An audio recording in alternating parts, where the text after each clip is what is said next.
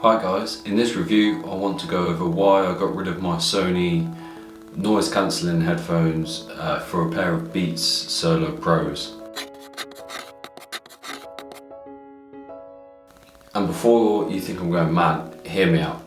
So although the Sonys are superior in sort of sound quality, noise cancelling and like long range comfort on flights, the Beats aren't really that far behind in those categories. But they wipe the floor with the Sonys when it comes to usability. So I mainly use AirPods Pro for music, podcasts, because they fit in my pocket. I can chuck them in a bag.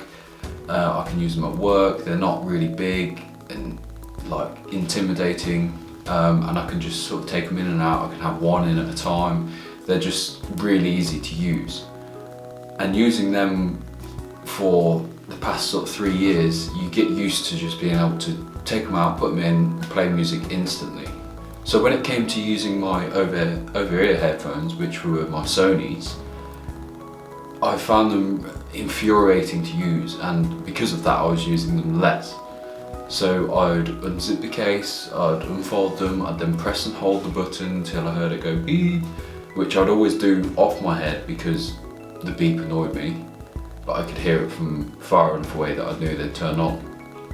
But all of this just added to my frustration of using them. And then a couple of times I've actually left them on. Whereas the Beats, you take them out of the case, you literally unflip them, put them on, and they're on, they're already connected to your phone, there's no issue there, and you just start playing music. There's no thought process behind it compared to the Sonys. It was like I couldn't just tap the button, I had to press and hold it until I heard that beep, which just made it harder to use. I only really use them for lawn mowing, washing the cars, on flights, which are few and far between nowadays.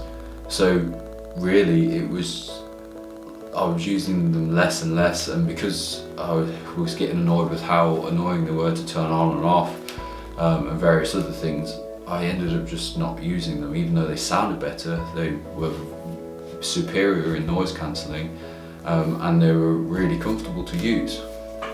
So where the Sonys do shine is when you put them over your head, they sit around your ear, so they instantly create a better seal to the world. So with even out noise cancelling on, you're already blocking out a lot of the outside noise.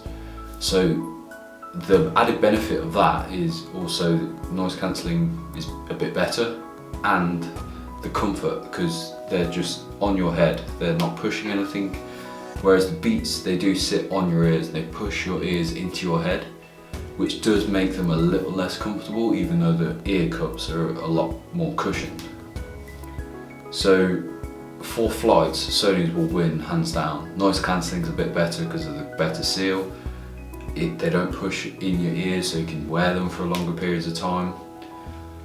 I found the Sonys a lot more comfortable for longer periods of time. However, as I say, my flights nowadays are few and far between, so I'm not really needing something that I could put on my head for 5 hours straight.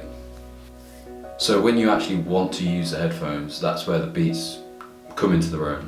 As I say, unzip the case, unfold them, put them on. They're already connected to your phone. You just you press the button on the side to start playing the music, or you can still scroll through your phone for the podcast that you're looking for, or various other music that you want to play if it's not already started playing. And it's the same ease of use when you come to take them off and stop using them. The Beats off, unfold, into the case, they're off. You know they're off. You don't even have to put them into the case. You just take them off, unfold them. They're smaller in that form factor, and they're just instantly off. Whereas the Sonys, you'd fold them up, and then you'd have to press that button again to turn them off. And it's again, you press and hold to turn it off. So it's again just these little bits of time that are causing more and more frustration when you're using the Sonys.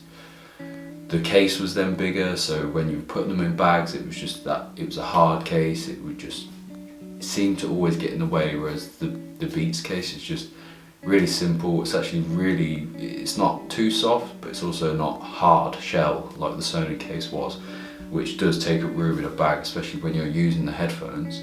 It's just in the way. So because the Sonys are a bit annoying to turn on and off. I've actually left them on a couple of times, which battery life's amazing, so it was never really an issue, but it was when I received a call, I'd answer it and I'd be like, hello, hello, hello, but it would all be, the audio would be coming through the headphones because it would think I'm connected to them and still using them. And it wasn't until I obviously looked and saw that I was still connected that I swapped it to my phone. A couple of times that's happened, so very, very rare, but it shouldn't have happened at all. For the Beats just to be able to turn off as soon as you close them and take them off, then that's a better solution, isn't it? So to pause, to change tracks, to change volume on the Sonys, it's all touch controls, which is actually really good. You can just swipe up and volume will go up in stages, or swipe up and hold and it will like keep going up until you take your finger off. So you're not losing any functionality there. So swipe forward, change track, tap twice to pause and play. So really good. They worked with my touch sensitive gloves that work with my phone.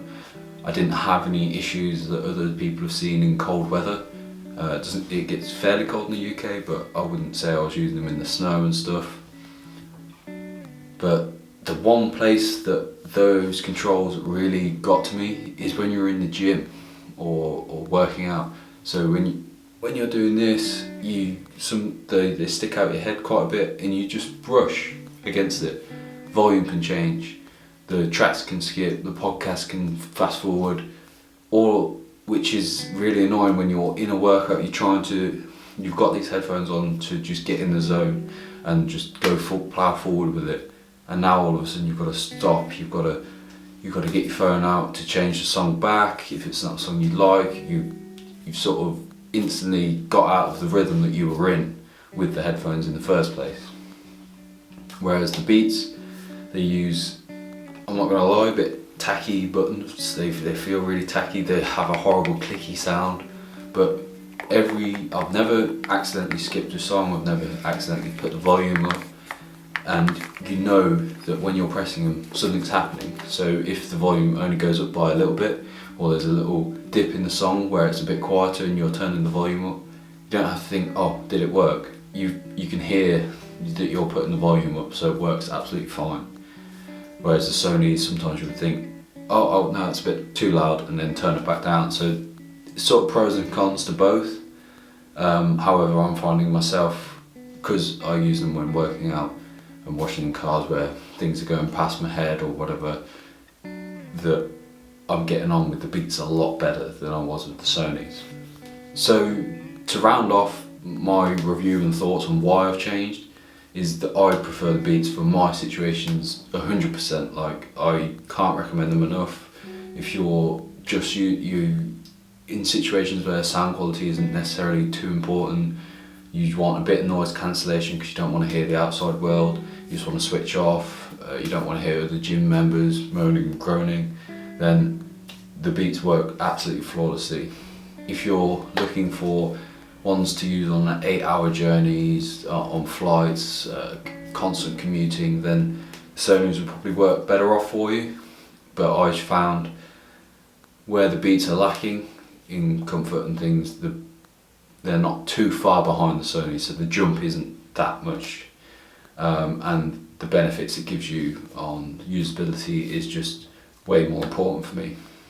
Thanks for watching. Please subscribe if you like the review and want to see more on Mark, and I hope you enjoyed it, and I hope you don't think I'm crazy for going for Beats.